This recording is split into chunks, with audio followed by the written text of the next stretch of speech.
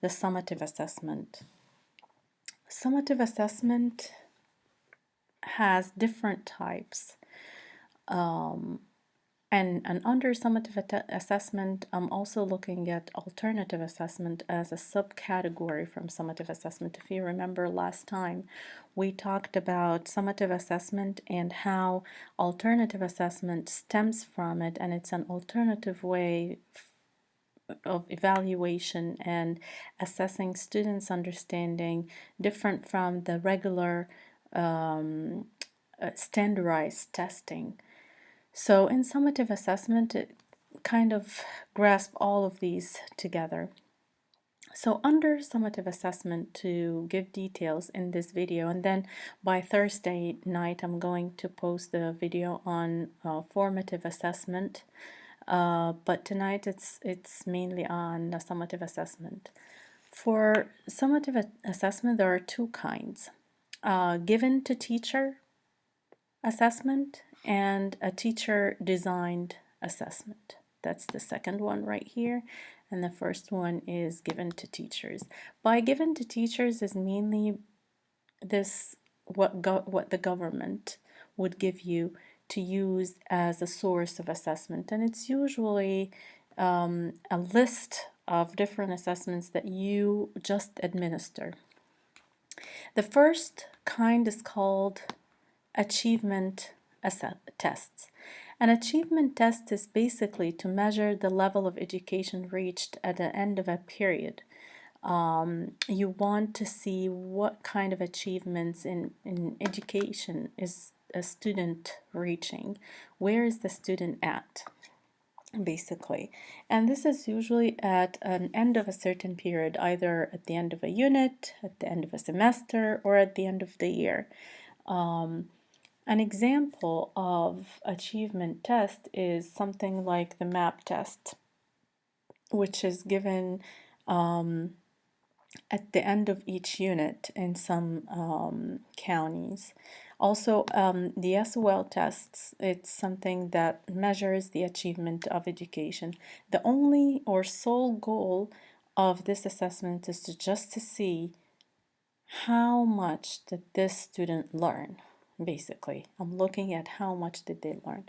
Another example of achievement assessment is a division-wide assessment as well, which is something that is administered every couple of months or every periodical stage.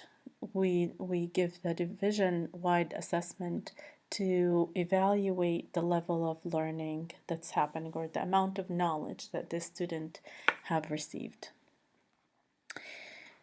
Another kind of assessment is called diagnostic test.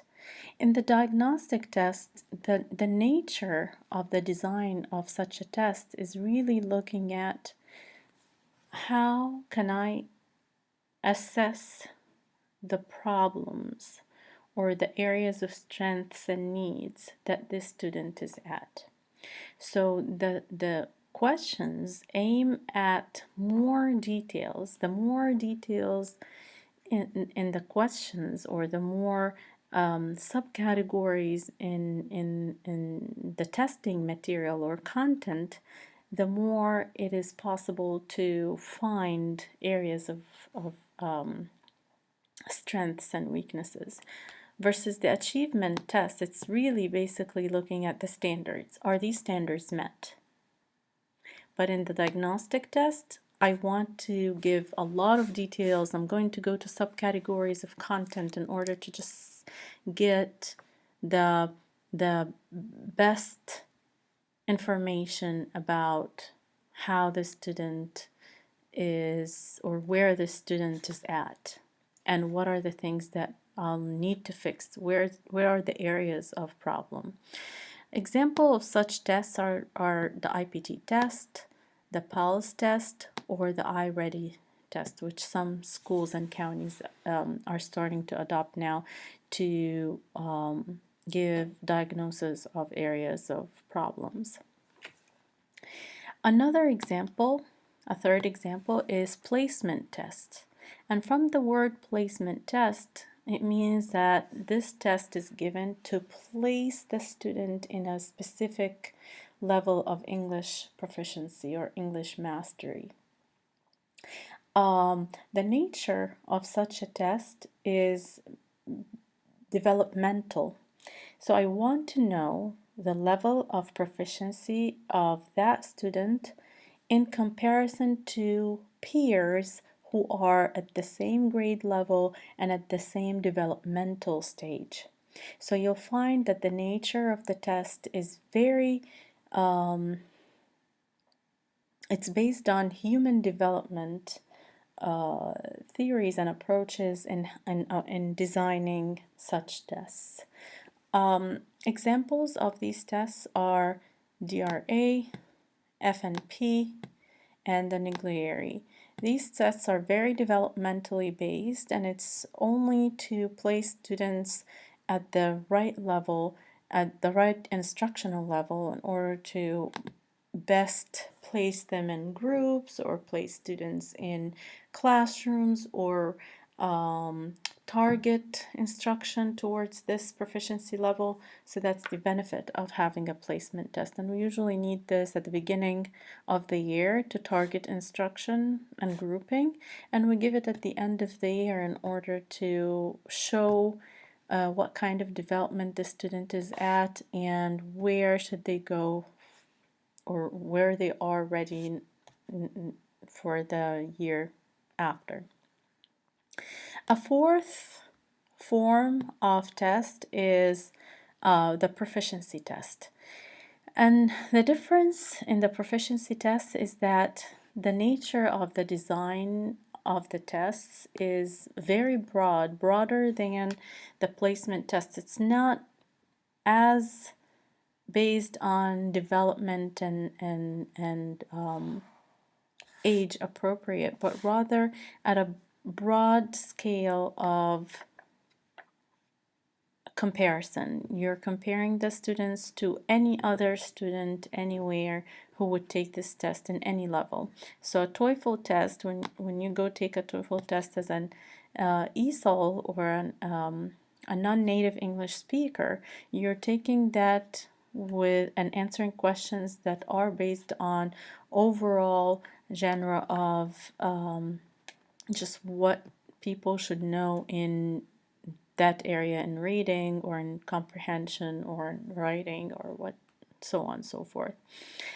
And in proficiency tests, you're not really trying to place as much as you're really stating a specific proficiency level. You want to state that, not to place in order to instruct and not to diagnose an area of problem to help, but rather to just give specific information of a specific level. So this is the teacher given assessment. As for the designed by teacher, the second kind, the most famous teacher design assessments or tests are multiple choice tests, true or false, fill in the blank, and matching. Each one of these have to be first objectives based. When you design one of these tests, you have to make sure that this test is objectives based. You list your objectives and then you decide from these objectives your choices, the choices of questions you're going to do, or the content of instruction that you need to focus on in such a test in order to make sure that your content or questions is actually assessing what the students have learned or what you want them to know. Also, it has to be cultural sensitive, has to be cultural sensitive. In other words, when you choose the language of the test, you need to make sure that you're respectful and the choices of your language and images are balanced and there's no biases or personal opinions in your assessment wordings, or if you choose a comprehension text and students are doing multiple choice under this comprehension test, you want to make sure that your text is clear from such a thing. Otherwise, it will create a validity and reliability problem because students can be distracted or offended or shut down, or it increases anxiety for any cultural or religious or any kind of sensitivity that belongs to their prior knowledge or what they define themselves with. Avoid unfamiliar ambiguity or sentence structure or words. Make sure that you're avoiding any kind of unfamiliar wording, any complex sentence structure, your choice of complex words. You want to make sure that nothing of that is unfamiliar to the students, because again, it will cause a problem of validity and reliability, because you're assessing the content, and if you put something ambiguous or unfamiliar, that might hinder the students from answering the main question that has to do with the content that you're assessing. So the result might be because of unfamiliarity, not because of lack of knowledge of that content. So you want to avoid that as well. Avoid any controversial issues, something about religion or sexuality or death or fear, or something that is not acceptable in a culture,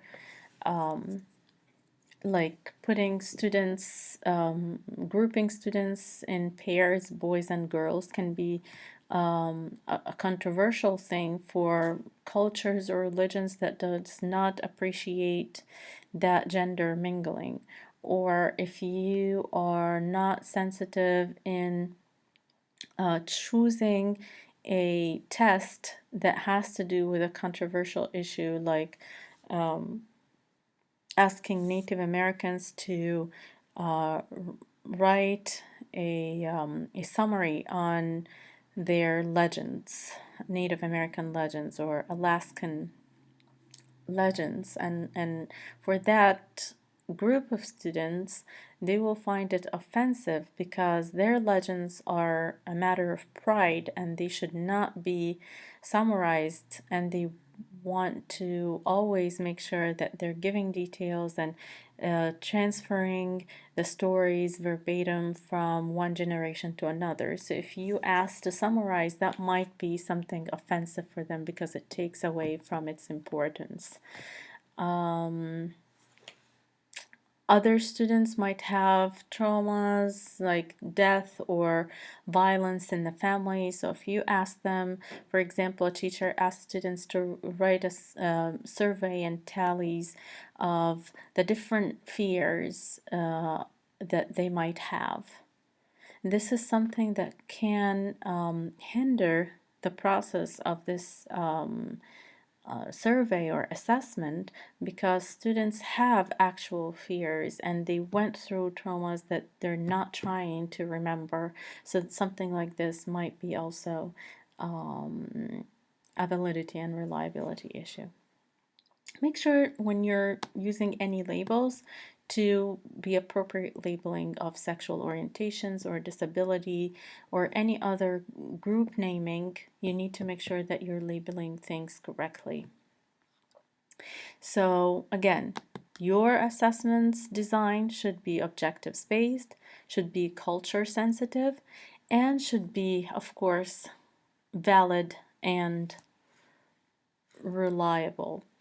And we're going to discuss validity and reliability in a minute down here. A fourth item that has to be here is your items should be scaffolded. There are three kinds of scaffolding a test. First, it's the first way of scaffolding is verbal. The second way is procedural, and then instructional. For the verbal, you have to make sure that you are using short sentences, not too long, not too complex, with too many periods and semicolon and all of that, because this, for an ESOL student who's trying to barely answer the content question, they might be lost with just reading the directions or reading what you want from them to do. So you want to make sure that you're using short, concise sentences to the point.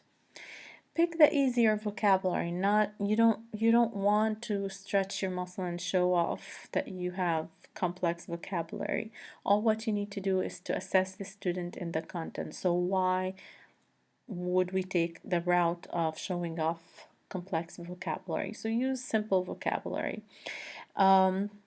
Use spaces, as simple as spacing in your paper. Do not make the paper looks compact and clustered with too many words and too many sentences. Make sure that you have double spaces between one question to another. Make sure that you're including a lot of visual to assist understanding. Organizers, if you can put your sentences and questions in charts or pictures, like something like I do here for you, this is scaffolding, is to, instead of giving you a list of bulleted points and titles and paragraphs that will be not appealing or overwhelming, when you chunk questions and make it visually appealing, it makes understanding of that content or approaching the content not overwhelming anymore, which will not hinder the validity of and reliability of the scores. Also, scaffolding can be in the procedure of giving the test by providing appropriate assistance. The accommodation that a student might need, you want to make sure that that's provided. You are modeling, or as simple as explaining the test questions. You can read aloud, any kind of accommodation that will assist that student to do well in the content objectives, because the content objective is what you want to assess. Instructional scaffolding is really this is a consequence of the instructional scaffolding. The assessment scaffolding is a consequence of that. You want to instruct using manipulatives and realia and graphic organizers in order to enable students to understand and get them ready for this kind of questions. All right, now for the test given this kind, we talked about the two kinds right now. Let's break down some accommodations for the test given to teachers. There are specific accommodations by law that has to be followed. If you look up here, this is the grade level.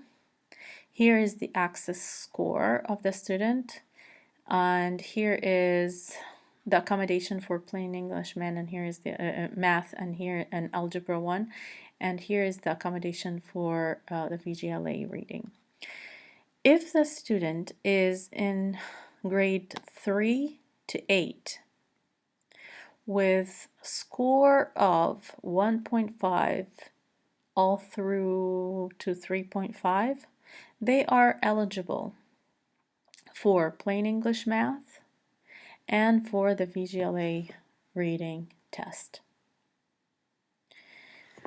If the student has been here for less than 12 months, they are exempt from the reading test, the reading VGLA in the grades 3 to 8.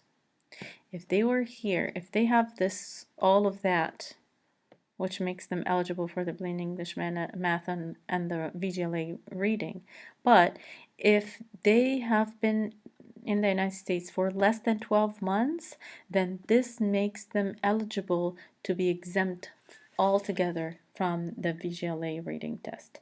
However, it will not exempt them from the plain English math.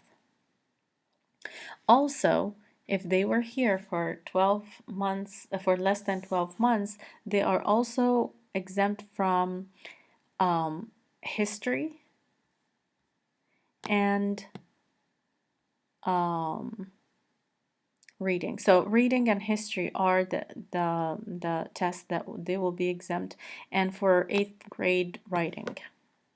So three things, if they are in the US for less than 12 months, they can be exempt from three things: reading, writing as well as for 8th grade, and history. If they were here for more than 12 months and they still have these scores and they're in that grade level scale, then they can take the plain English math and the VGLA reading. Only for 3 consecutive years. Well, someone will ask me, what if a student started at 1.5 in 3rd grade, and then by the time they went to 5th grade,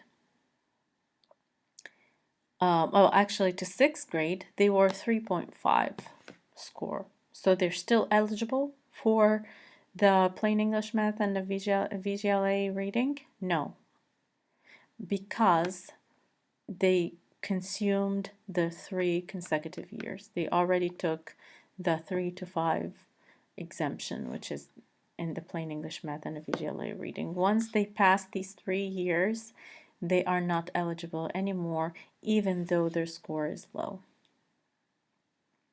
For the 9 to 12 grade level, they are not exempt from any test, regardless how many years they've been here. The only accommodation they get is the Algebra 1 test when they have this benchmark score. Is this clear? So this table is clear cut. You just need to think of the 12 months, less than 12 months. They are exempt from this grade level from reading, history, and 8th grade writing SOLs. Nothing else. You are never exempt from math. Students are never exempt from math. They only can take the plain English math, though, for 3 consecutive years. What are the other kinds of accommodations? There are direct linguistic accommodation and there are indirect linguistic accommodation. The direct linguistic accommodation is the read alouds, English dictionary, bilingual dictionary, or audio test. These are the accommodations that are possibly allowed for students. Now, some schools, the norm is that you give this for levels 1 up to level 3. But some schools have the funding and have the space and can or do provide this for level 4s and 5s as well. It's a decision made by the school board, basically, or the school administration. So it differs from one school to another. The indirect is something that is an extra way of accommodation, and usually levels 4 and 5 are eligible directly to do that, and of course the level 1 to 3 as well. But in here for level 4 and 5, it's really optional, and based on what schools might see, it's something that they can do or want to do or not. Under your content area, you'll find a document that says summative assessment details and video, or something like that. And I looked at your suggestion of putting the content per week, and I'm going to do that. It's a good suggestion. I'll do that definitely. I just need the time to sit and do it, but definitely consider to do it as early as I can. And it's a source of scaffolding, so there you go. I'll do that for you to meet that need. So if you look at that document, you'll find details on this kind of accommodation per proficiency level. Now, we need to make sure that we're ensuring validity and reliability for the test that we're designing.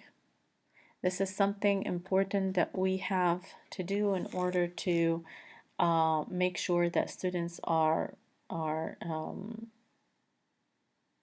scored for what they're actually can do, not for other reasons that has nothing to do with their understanding or knowledge. Once there's something that hinders the actual or true score of that student, then it means that this assessment has a validity and reliability issues or problems. Reliability is calling for consistency. In other words, if a test has the same result, or a rater would rate the same with the same score, or a student would achieve with the same achievement every time I give it to them, then this test is consistent, hence it's reliable. Let's look at each one of them.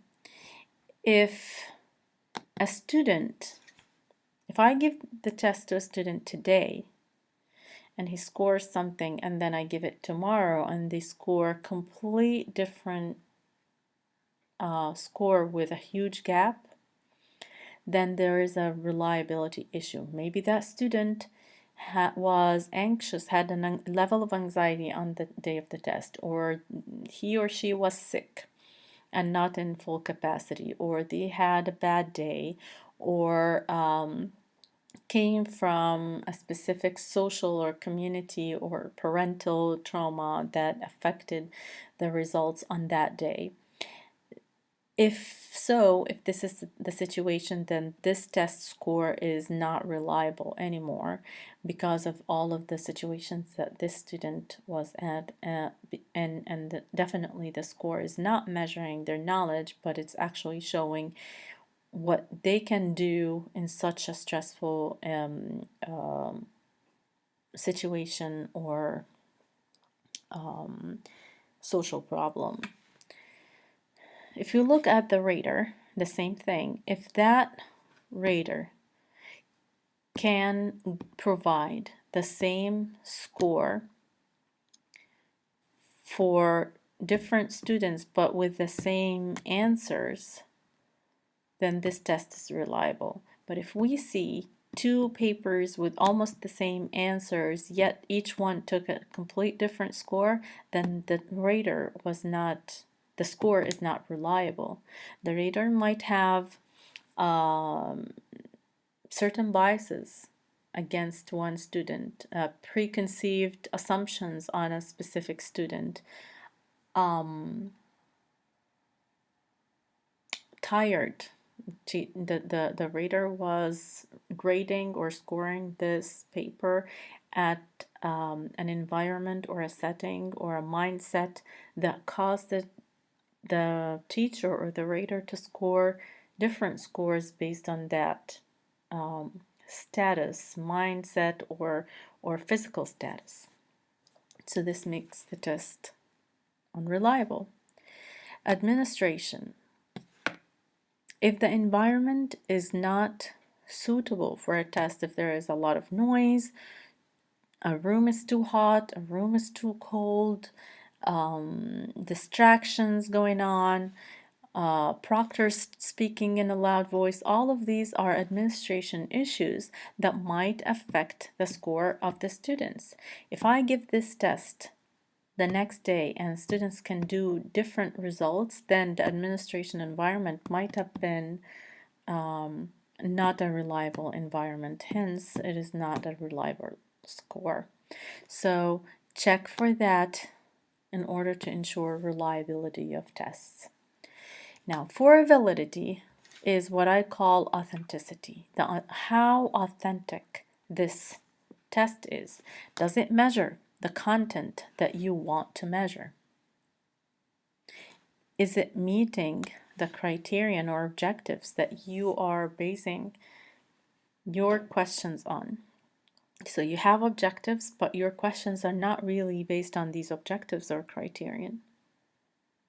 You're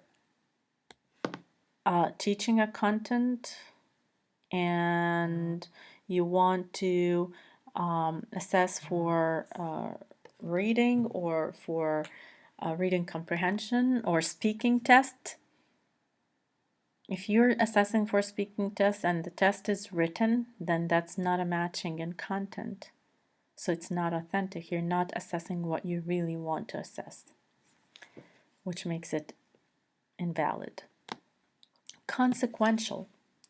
If you say that this student scored this score, got this grade because of, and then any kind of situation, then this score is consequential on a specific situation. If you say that the student was sick, then the score is consequential. Then it's not reliable or valid. Validity is also related to constructs. If you are assessing for fluency, then the constructs for fluency is rhyming words, vocabulary, synonyms and antonyms. If you're assessing the constructs of this area that you're testing, then this means that your test is valid. If you're doing a reading comprehension and you're assessing something different than the constructs of reading comprehension, which is probably inferences, characters, identification, identifying beginning, middle, and end, all of that should be in the constructs of comprehension tests, which are the focus of your questions here. If it's not focused on these constructs of that comprehension test, then your test is invalid. Face-related validity, which we call that scaffolded test. If your test is not visually appealing for your students, or how it feels to the student, if it increases anxiety, if it looks too complicated, all of that makes the test invalid, because you are heightening the affective filter of the students. You probably are hindering them from answering the questions because of psychological or feeling of unmastery already, because they're overwhelmed with reading the test. If you hit the face validity, related validity, then it means that your test is not appealing enough to be used as an assessment for your test. It's overwhelmingly psychologically, and this kind is not as the other four, because it's really based on psychology, which is not scientifically measurable, if you may say, quote unquote, but it is in fact something that has to be put in consideration based on second language acquisition theory. So that's why it's added right here for second language learners. Okay, so that's basically it. If you look at summative assessment, think of these two different kinds.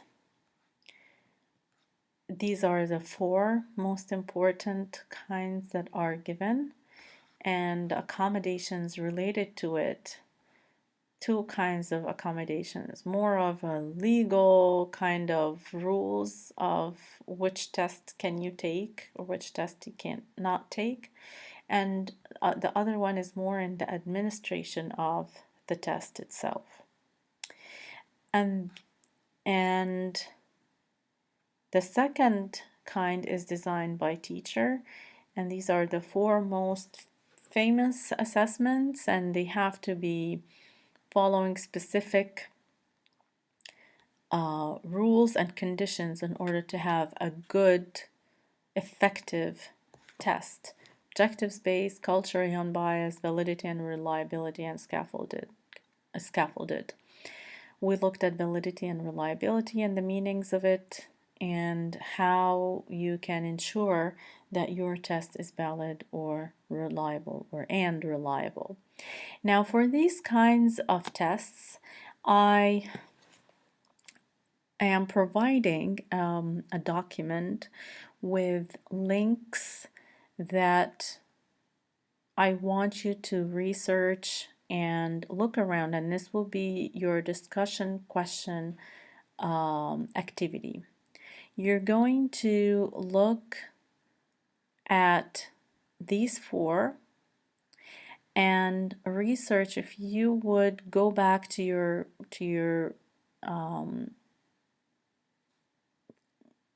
uh, colleagues at school, sorry. If you go back to your colleagues and you want to give them tips on how to write a multiple choice test, or how to write a fill in the blank test, or how to write a true or false or a matching test, then you will give them this handout of tips of do's and don'ts for how to write a good, effective one of these tests. So your mission is to research the do's and don'ts that I have provided the resources for, or you feel free to search other resources. And your job is to be the expert in these tests, to give your colleagues tips on how to design these tests. You find it very fun, and I was reading them when I was still learning about it. There were a lot of information that were aha moments. I was amazed and shocked at some points with some procedural ways of writing such assessments. So you'll find it fun. So it's only one activity to look at these four and research to provide information for colleagues. And that's something that you want to always essentially do, to share this information and show off your intentional abilities to design and instruct and assess. Okay, and then on Thursday night, I'm going to add